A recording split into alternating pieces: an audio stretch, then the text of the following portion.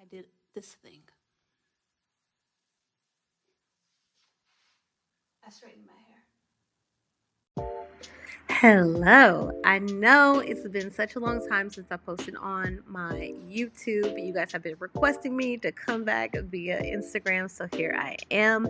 Now, there's a lot to update you guys on that's been happening in this last year, and I will do a sit down video, but for now, we are going to kick it off with how I maintain my straight hair because a lot of people have been asking on Instagram. So I said, hey, let's just do a video. So here we are. The first thing I like to do is section my hair out in quadrants before I braid it up.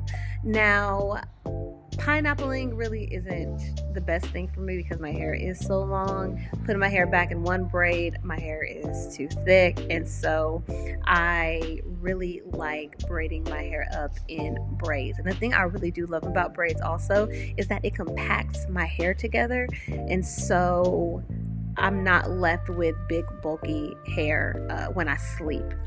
So the first thing I'm doing here is I am just sectioning off the first front section, and I'm just gonna wrap that in a little ball until I move over to the next quadrant, which is this quadrant here.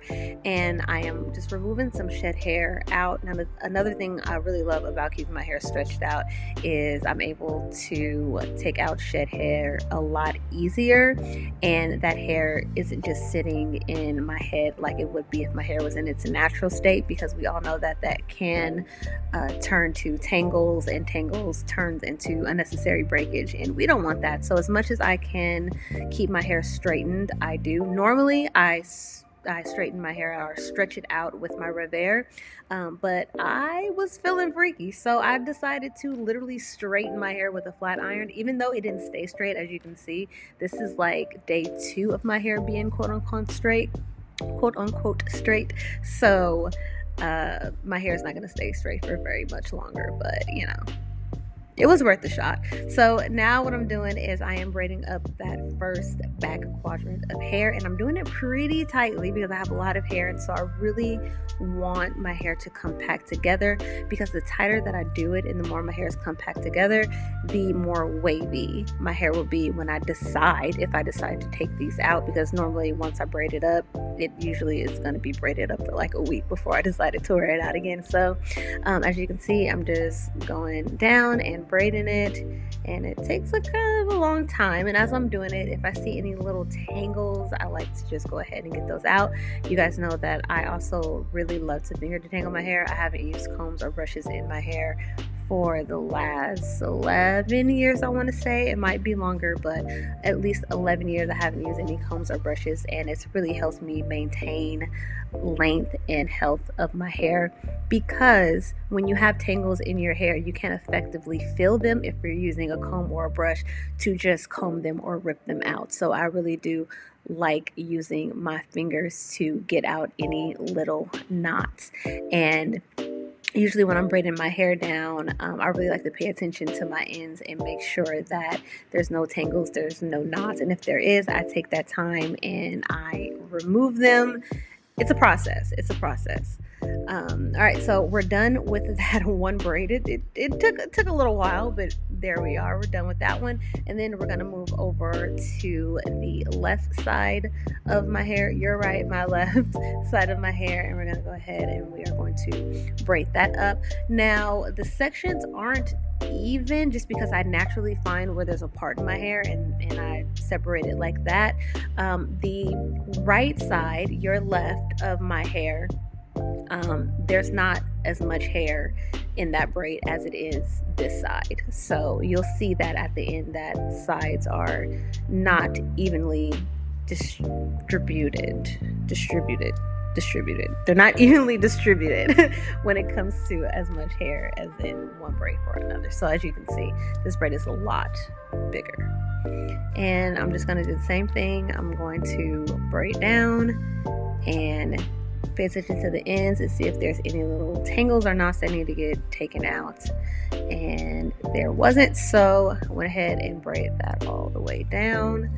Takes a while for me to get to the ends of my hair because, like I said, I have really long hair, and as I am braiding down, I'm also smoothing my hair out.